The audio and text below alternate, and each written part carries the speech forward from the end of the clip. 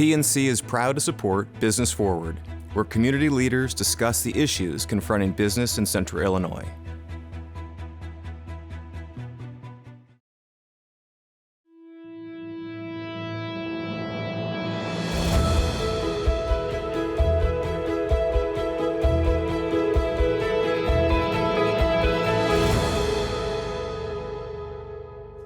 Welcome to Business Forward. I'm your host, Matt George. Joining me tonight, Angie Lyons. Angie is the superintendent for Peoria Christian Schools. Welcome, Angie. Thank you. It's good to be here, Matt. I'm glad you're here. We have, I always am interested in schools and churches as businesses. So I had Chad Manbeck from Richwoods on here a couple months ago.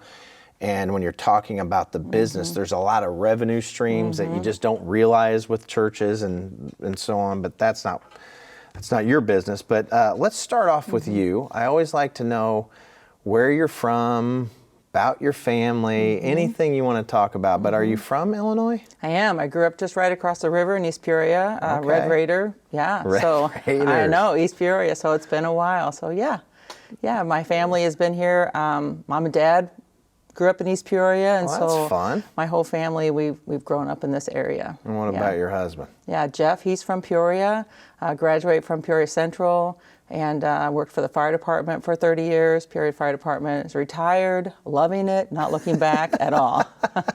Well, I mean, he had a tough job. He did. It's a young man's job. Yeah. So Yeah. that's pretty cool. And then, so you've had a really fun career, I think. Yeah. You know, when you look back at being in education for a while, and you sit there and you go, you've seen a lot of the changes over the years. Yes. And I think that's pretty cool. But here's what I think is very interesting. You know, I have a lot of CEOs on the show, and I was talking to one of a very large Fortune 500 company, and he was in 14 different positions before he was announced as CEO. It included CFO. So it's like, so as a superintendent, I'm reading here and it says, you know, high school math, curriculum director, high school dean, high school principal. You know, you're all those things to get to the point of a CEO, which is the superintendent. So you have all of the, I think sometimes people forget that a superintendent or a principal, they're actually the CEO of that school or those schools, right? Right. Do you look at it that way? Well, I did not at first, but I've certainly grown to recognize that. And my experience through all those things, through coaching, teaching, being a parent at the school, having that side of it with having students, dean of students, which means you're dealing with a lot of discipline, the principal is a lot of instructional side. Those are really the day-to-day pieces of education that happen.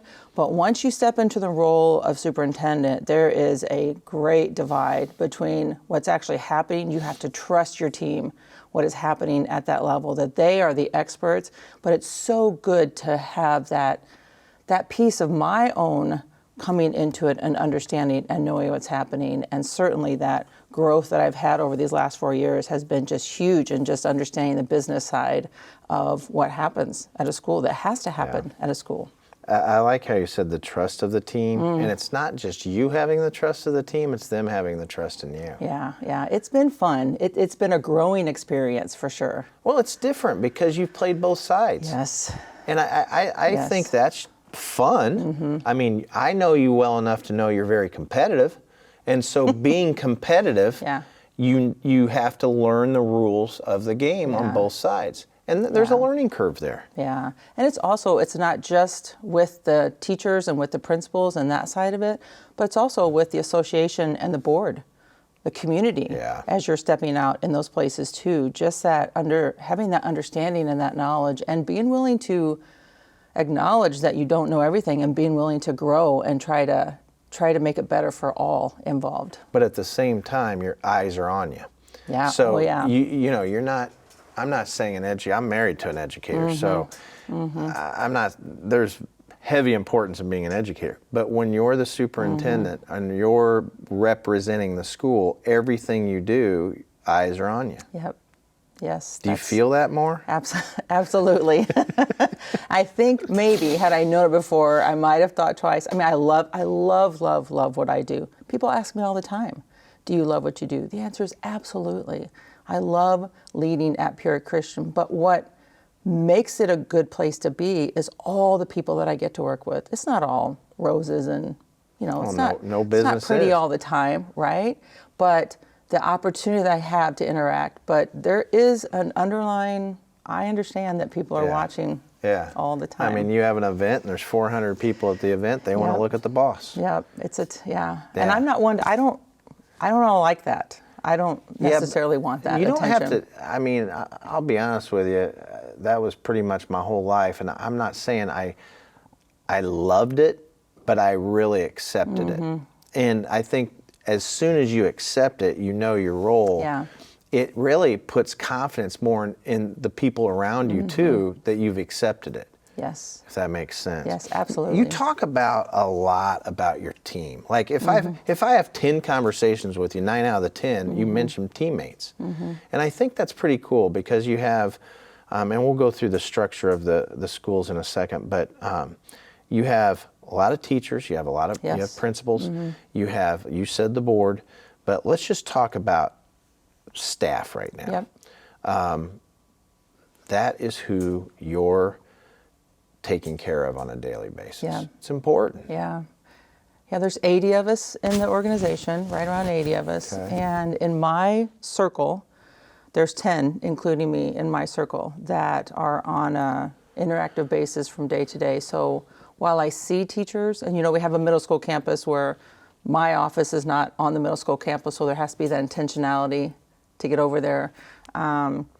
I'm not so much in the day-to-day with the teachers, but yet they still are inviting me and wanting me to be a part of that. And if I don't trust the people, it's not just about trusting them. It's about it's a good accountability. Is that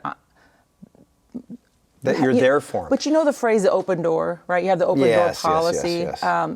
That literally is the open door policy. But there's this sense that we can have these conversations with one another, positive and not so positive. Safely. Yes. The safety is the key. Yeah. That psychological safety piece for everybody is more important than it's ever been, especially post-COVID. You know that. But I'll tell you a quick story that I found interesting, and you I wasn't going to say this, but you brought it up. Being intentional going over to the other school, okay? When I stepped away from Children's Home, I had 500 employees. I loved my team. We had all kinds of different sites all over town. And in my last 10 days, I probably got 50 emails that said, will you please stop by my office one more time? And it didn't really hit me until I actually made the farewell tour, so to speak, where I felt like I was dead man walking. And even though I initiated it, it still felt like that. And I'd look up at one office and somebody had 6, 7 handwritten notes from me pinned up on the wall. And then someone actually said, you've given me so many books, now I want to give you one. And then never underestimate the importance of those stop bys. Because when you drop in a good way, because I know a lot of people that have titles, and when they drop in, it puts people uncomfortable. Yeah. That's not servant leadership. It's a club. Yeah.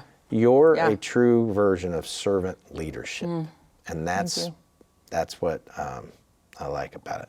History of Peoria Christian. So just talk history, because I love history of all business, but go ahead. Well, we are a Christian school, and we're a non-denominational Christian school, which means we have multi-denominations. And we've actually been in the Peoria area. This is our 73rd year of school, and we're so excited. We're going to be celebrating our 75th year in 2025. We're looking forward to that.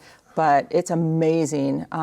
We had our first graduates in 1977, and man, just the history with the churches. So Grace Presbyterian has been one of our churches that has really supported us throughout. Even though we're a non-denominational school, we are have over 90 churches represented in our school that people come from the Peoria Tri-County area, and so we're just super excited about that. Started as a K, a normal startup kind of school in 1950 with the let's see what grades we can get in, and then we grew, and then we kind of you have bigger classes, and then you don't have anybody for 8th grade, and so you don't have that class. But we've got pre-K 3 through 12 there at the California Monroe campuses. Isn't that great? I think about you had an event a couple years ago, and you had a good friend of mine and yours, Henry Vickery, there. And Henry with Caterpillar many years, and he's an alum of PCS. Yep. And he was telling a story about when he was a kid, and he was talking about the basketball team and the impacts that the coaches have. And it makes you reminisce about, when someone tells a story like that, and Henry can tell a story, so it's fun to listen, it makes you also reminisce about the importance of teachers, the importance of history. I mean, if you think when I was younger, back in 1975, I was in kindergarten, and I still remember getting in trouble, and I still remember talking. I still remember the teachers that had impacts on me. And I think sometimes we forget the importance of what educators do. It's interesting because being a superintendent, I'm removed from the students, right? I don't get that daily interaction. So that is certainly the piece that I miss the most as being superintendent, with not being more involved with the students. But I can tell you the memories that I have, the fond memories that I have. Can I tell you a quick story about a young lady that came as a senior? She was lost, just lost. I was the dean of students, which meant I just did discipline. That's all I did, right? I wouldn't recommend it. It's not always a joy to do that. But kids are kids, no matter whether they need you. No matter where they are, right? We're dealing with real people here, and so it's actually one of the beautiful parts about what we get to do is it's not a utopia, it's not a perfect place. We're dealing with real people, but we get to point them to Christ. And so with this young lady, she was lost. Her parents had put her in. She didn't want to be there, so she and I developed a relationship, and I was able to give her her first Bible and to talk about some things with her, and just she was able to share authentically with me. And it was a safe place. You had talked about that for my staff, but for our students as well, just that safe space. But it wasn't until 5 or 6 or 7 years later that young lady actually wrote to me and said, "Hey, I want you to know that you were the only person that I thought that saw me." Wow. I had no idea that I had such an impact. And it's not, I was just being ordinary Angie, just ordinary Mrs. Lyons at the time, just going about my day. And so that was a blessing that I got to be a part of that and hear her speak that to me. And she didn't have to follow back up, but she did. That's how important it is. And when you read that, I guarantee you cried. Oh, it just touched my heart, and it just spurs you on for many more years of the opportunity, because we don't always know. Right. And sadly, we don't always know good and bad. People have not good experiences in school. I mean, school is a tough place for our young people. It's very tough. I mean, identity crises are happening with our kids.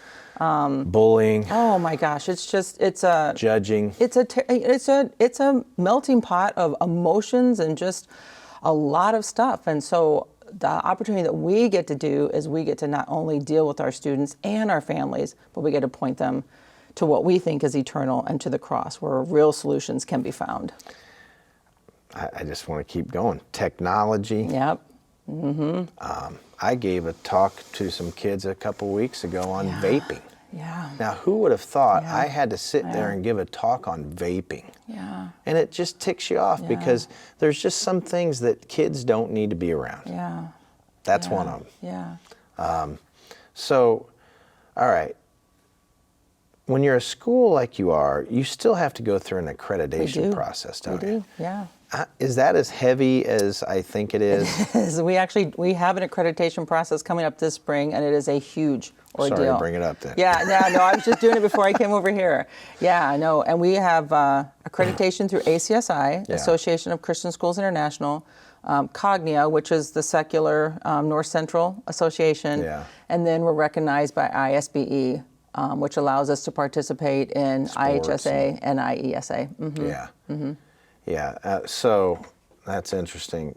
I know it from a level. I have friends that run hospitals, and I know it from a hospital level. So when it's creeping up around the corner, the teams just sit there and they just start getting, oh my goodness, here it comes, and it's the audit of audits. And it's a good thing to do. Yeah, right? it's not a bad thing. Yeah, It's just a busy it's thing. a lot. You've got a ton of evidence that has to Yeah. come together, and just say we're doing what we say we're doing. Yeah.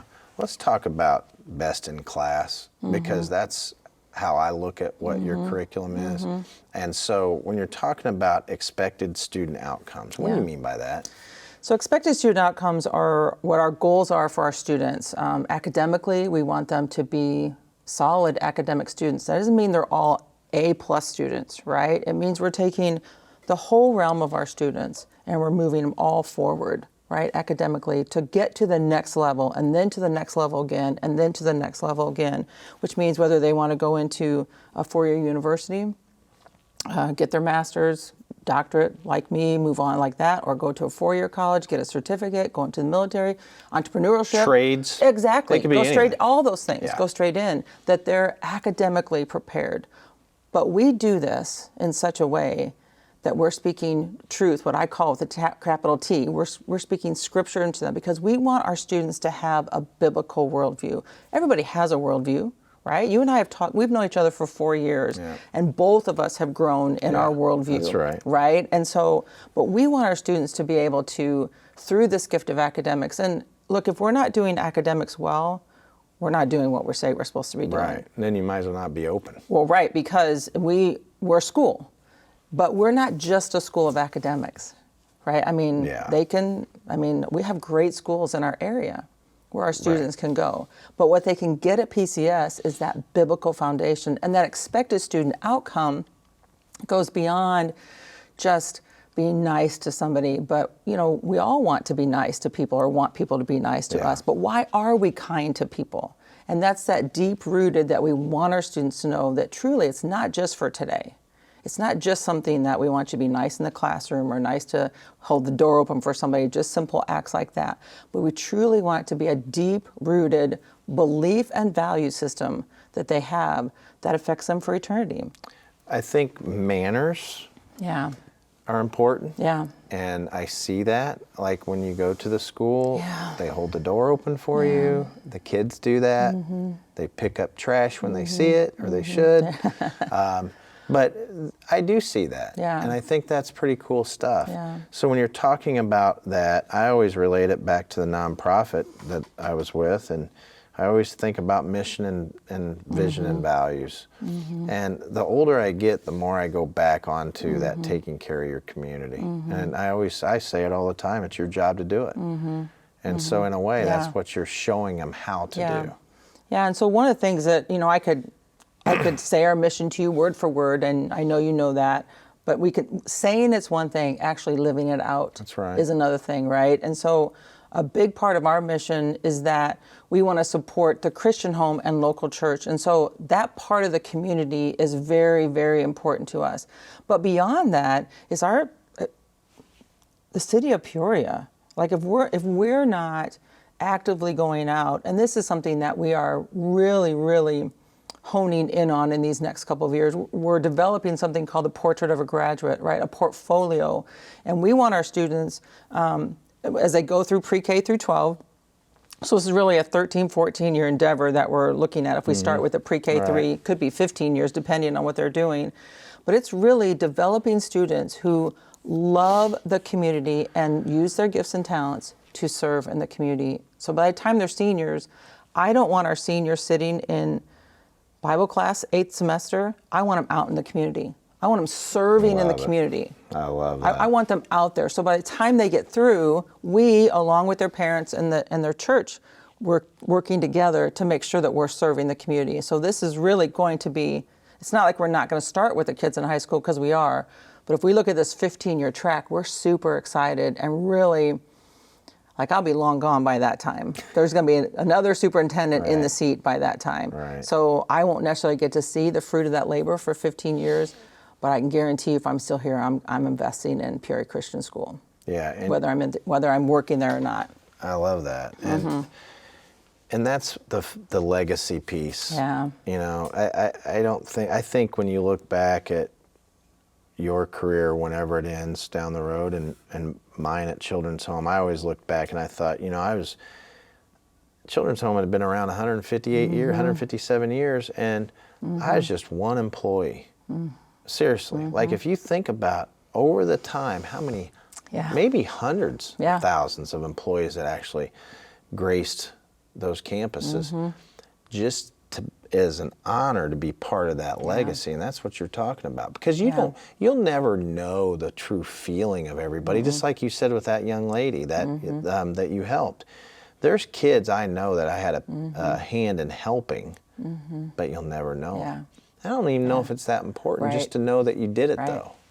Yeah. I mean, being available, right, to be used as the hands and feet, right? Just to say, here I am. How can I serve? And I'm telling you, Matt, and you know me, just ordinary. Yeah. Just ordinary.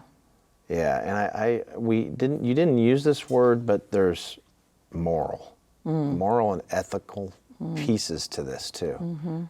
We've lost our way somewhat in our society. And I think that all kids, we need to rethink the way we're doing things.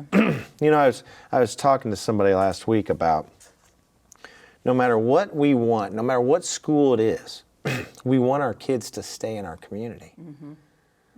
So it doesn't matter what school you go to, because you mentioned 90 churches, but there's also other schools that are partners of yours. And in those partnerships that you have, they're like schools, we'll call them.